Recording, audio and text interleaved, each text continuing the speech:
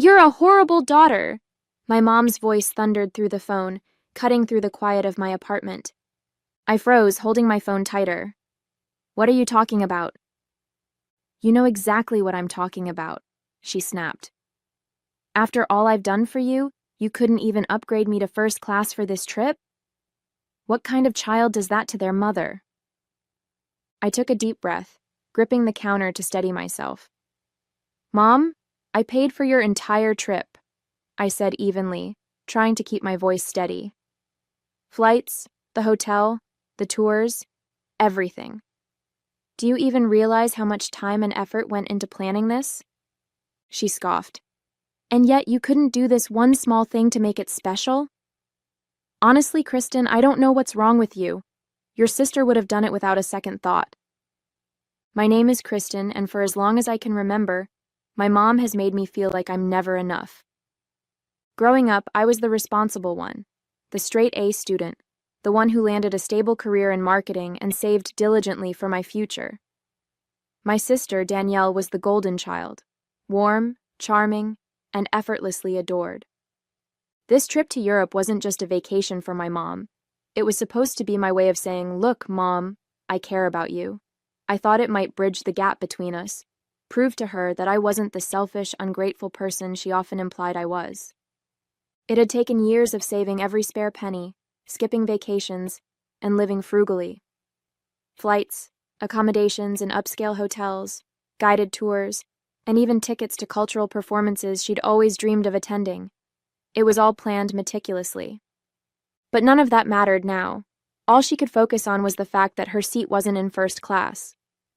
Mom, I said carefully, forcing calm into my voice, I thought you'd be happy. It's a beautiful itinerary. You'll have an amazing time. Nodding, Coach, I won't, she spat back. Her words stung, but I refused to let her see it.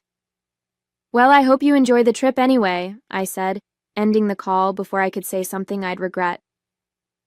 Later that day, as I pulled up to the airport to drop her off, her parting words cut deep. Maybe if you ever grow up, you'll figure out how to treat people properly, she said, striding into the terminal without so much as a glance back. Driving home, her words echoed in my mind, sharp and cutting. But by the time I parked, something shifted inside me. If she thought I was a horrible daughter, maybe it was time for her to understand just how wrong she was. When I walked back into my apartment, her words kept replaying in my mind. Maybe if you ever grow up? I dropped my bag by the door and sank onto the couch, staring blankly at the wall. A lump formed in my throat, but I forced myself to swallow it down. I wasn't going to cry, not over this. I'd worked so hard to make this trip perfect. I had spent years skipping vacations, declining nights out with friends, and picking up extra work just to save enough. I wanted to give her something special, a way to experience the world beyond her small, predictable routine. I thought it might make her happy, maybe even proud of me. Instead, she had called me selfish, embarrassed me, and stormed into the airport without a word of thanks. This wasn't new. For as long as I could remember, my mom had a way of turning everything into a critique of my shortcomings. When I aced a test, she'd ask why it wasn't perfect. If I got a promotion, she'd find a way to say Danielle could have done it faster. And Danielle. Of course, Danielle was always the one who could do no wrong. She didn't have a steady job. She didn't contribute financially. But somehow, she was the golden child, the one who could make time to be around, while I was the one stuck playing catch-up. But this trip? This was supposed to be different. It was supposed to be the gesture that said, "Look, Mom, I care. Look how much I've sacrificed for you." Instead, it had become another way for her to belittle me. I opened my laptop, pulling up the confirmation email for her flights. 2 economy class tickets, round trip. Carefully chosen to be as comfortable as possible without breaking the bank. The thought of canceling the whole trip crossed my mind for a moment, but I couldn't.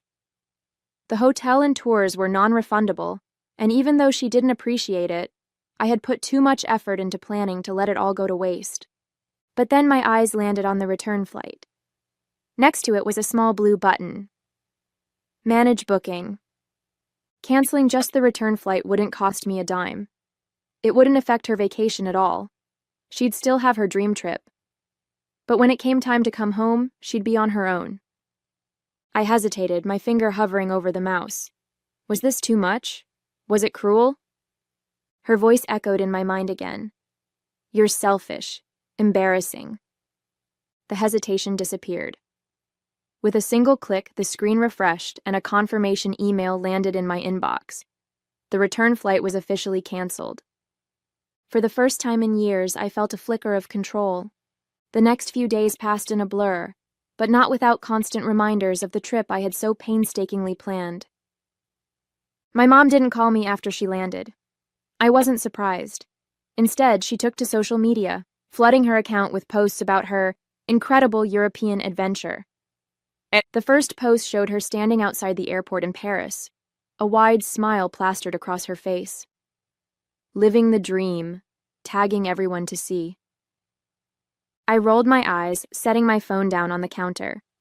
She continued to post throughout the trip, pictures of the elegant hotel lobby, the picturesque views of Parisian streets, the gourmet meals she'd clearly made a show of photographing before eating.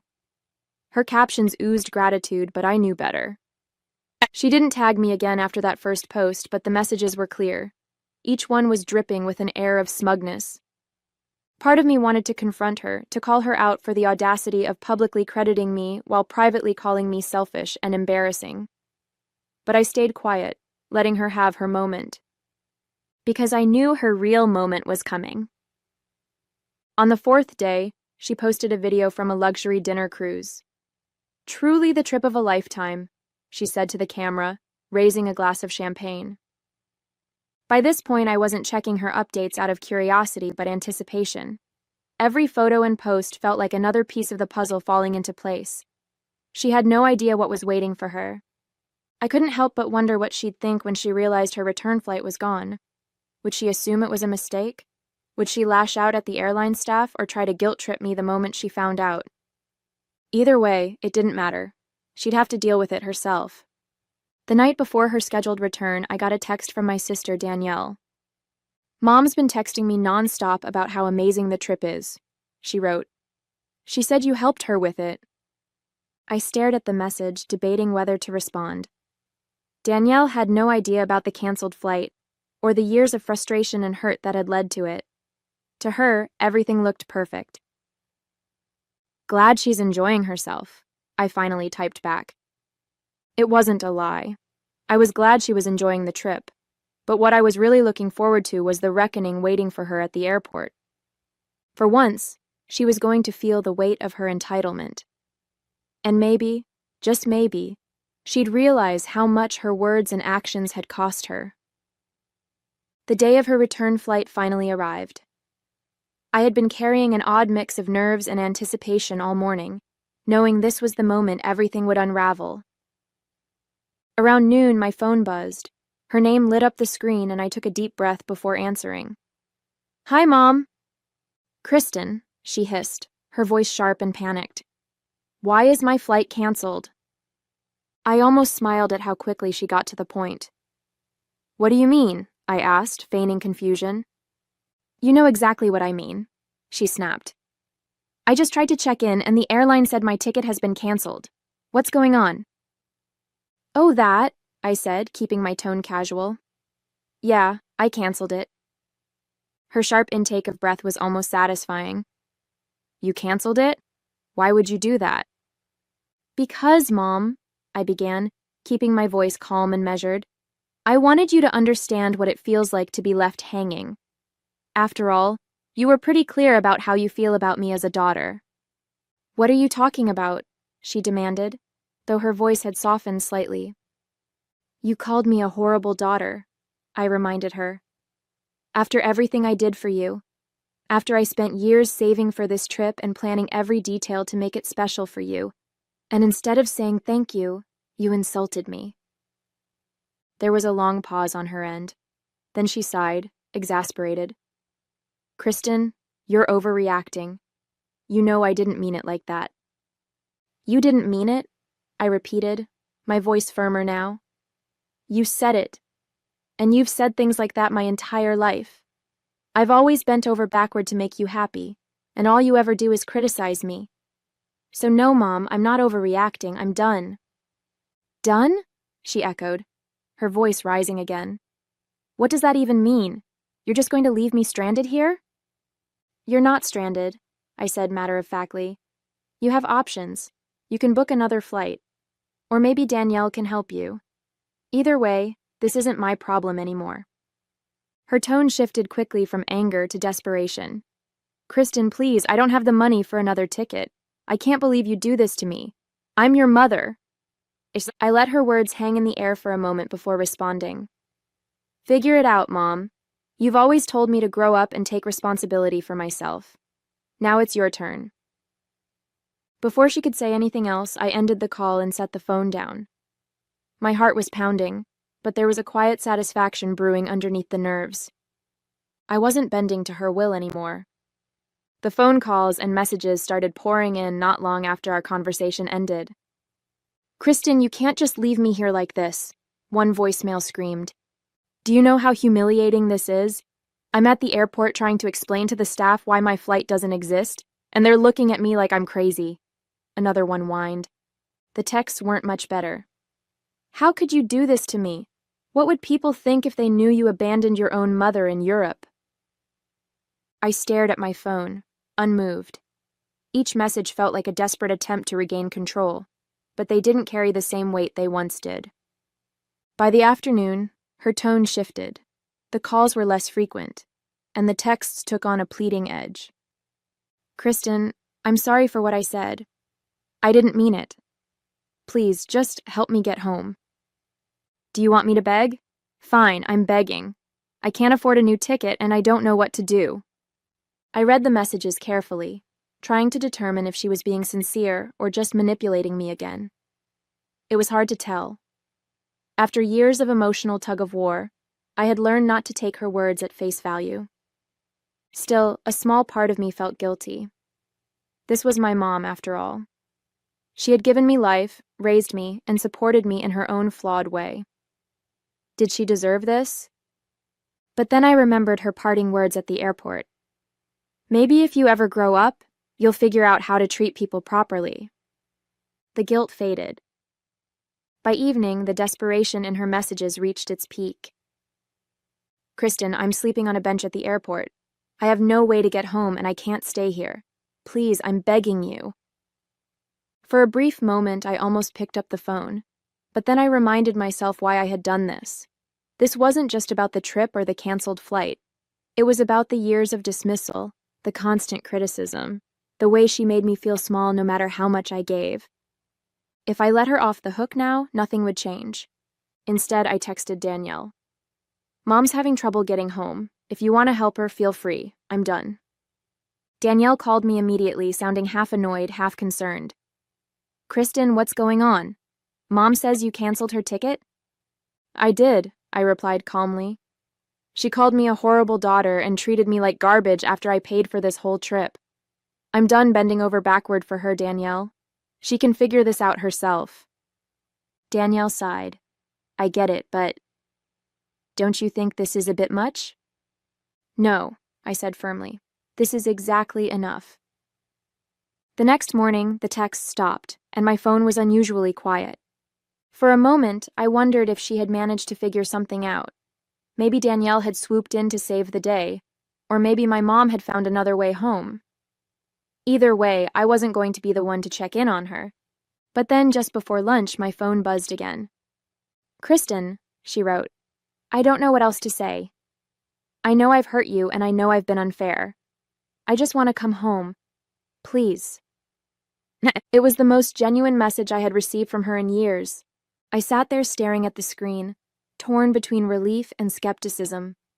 Was this an actual apology? Or was it just another tactic to manipulate me? After all, she had said similar things before, only to fall back into old habits once the situation passed. But then I thought about the years of frustration I had carried, the endless attempts to prove myself to someone who never seemed to care. This wasn't just about the canceled ticket. It was about showing her that I wasn't going to let her walk all over me anymore. I took a deep breath and typed out my reply.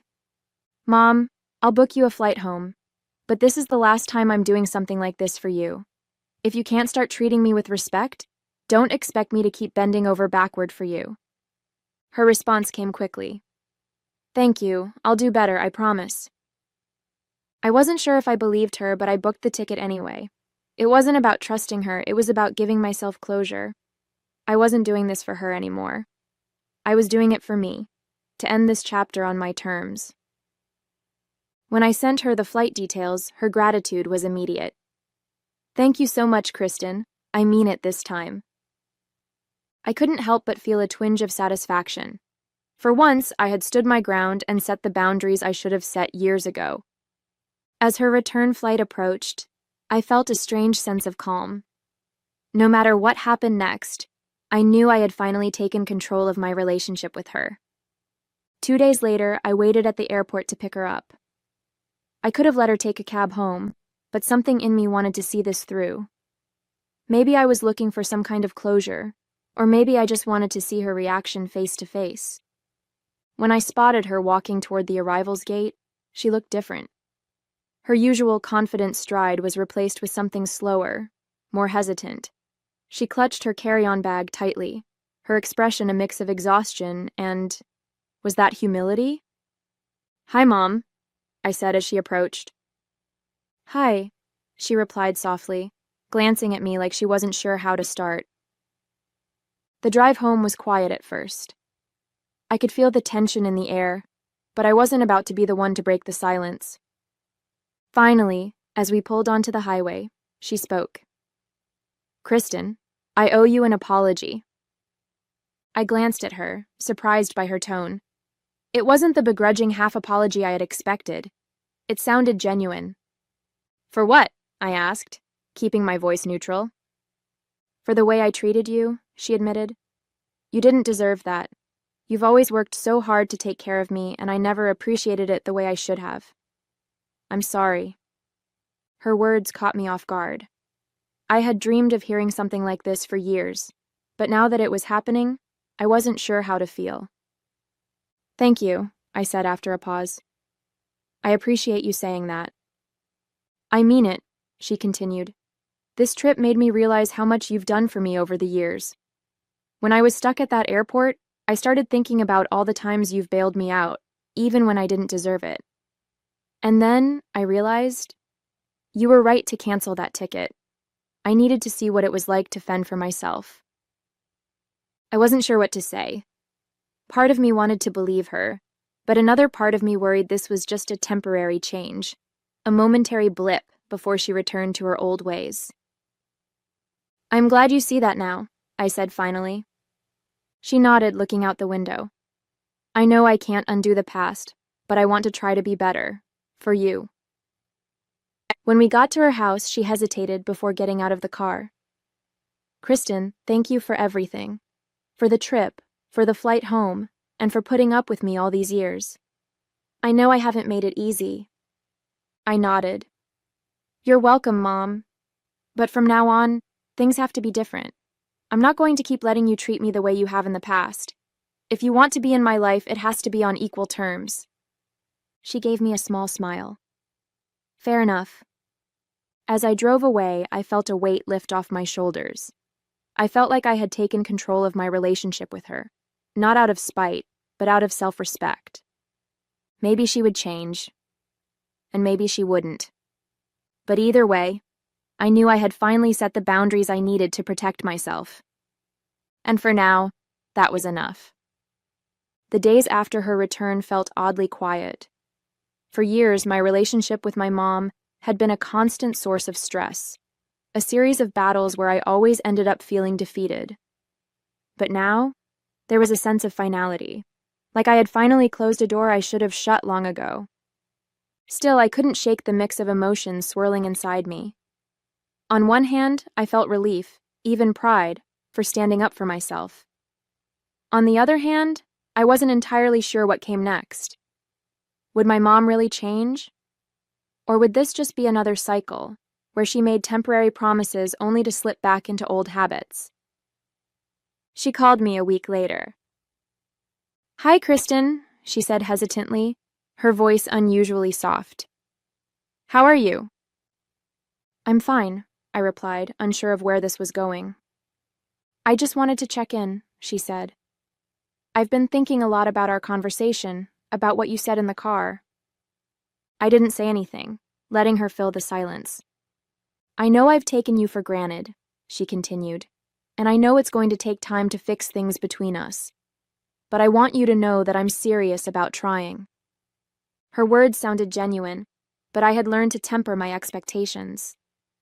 I hope so, Mom, I said, because I meant what I said. I'm not going to keep bending over backward for someone who doesn't appreciate me. I understand, she said quietly. The next few months were a strange adjustment.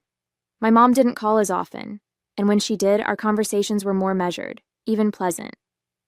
There were no more passive-aggressive comments or guilt-laden requests. It wasn't perfect. There were moments when I caught glimpses of her old behavior, a snide remark here, a pointed comment there. But each time I held my ground, calmly reminding her of the boundaries I had set. To my surprise, she started catching herself. Sorry, she'd say, almost embarrassed. I didn't mean that. It was a small change, but it felt significant. Meanwhile, I began to focus more on myself. For years, so much of my energy had gone into trying to win her approval, to prove that I was enough. But now I realized I didn't need her validation. I started taking better care of myself, both physically and emotionally. I reconnected with friends I had neglected, pursued hobbies I'd always put off, and even started planning a vacation for myself. A real vacation, not one that revolved around pleasing someone else. I also spent more time with my sister, Danielle. She had always been close to my mom, but now she seemed to understand my side of things better. I think you did the right thing, she told me one evening over dinner. Mom needed that wake-up call, and honestly, I think it's made her a better person. The next time my mom called, it wasn't to ask for anything. I just wanted to say thank you, she said, for everything you've done for me. I know I haven't said it enough. Her words caught me off guard, but they felt different this time, less performative, more heartfelt. You're welcome, Mom, I said, smiling. Our conversation ended without tension or resentment. It wasn't a perfect relationship, and I knew it never would be, but it was a start. I felt like we were moving forward, not because I had bent to her will, but because I had finally learned to stand up for myself. The weeks after my mom's return marked a turning point, not just in our relationship, but in how I saw myself. For so long, I had tied my worth to her approval, bending over backward to please her, hoping that one day she'd see how much I cared. But now I realized something important. I didn't need her validation to feel whole. Setting boundaries wasn't just about protecting myself from her, it was about reclaiming my sense of self-worth. Our relationship wasn't perfect, but it was different. My mom was trying, in her own way. The sharp edges of her personality were still there, but they didn't cut as deep. She thought twice before making a comment, catching herself more often than not. And I was stronger. When she made a snide remark about my new haircut during one of our weekly calls, I didn't let it slide. I like it, I told her calmly, and that's what matters. She paused, then let out a small laugh. I guess it does. It wasn't much, but it was progress. More importantly, I stopped letting her opinions define me. I spent more time focusing on my own happiness, reconnecting with old friends, picking up hobbies I'd abandoned, and setting new goals for myself. I felt like I was living my life for me, not for her approval. And in that newfound independence, I found a piece I hadn't realized I was missing. It wasn't about whether or not she changed. It was about the fact that I finally had. A month later, I sat on my balcony with a cup of tea, watching the sun dip below the horizon. Life felt calmer now, less fraught with tension and constant second-guessing. My mom still called me every week, but the tone of our conversations had shifted. She seemed less demanding, more thoughtful. I noticed little changes. She asked about my work, my friends, even my plans for the weekend. For once, it didn't feel like she was just waiting for her turn to talk.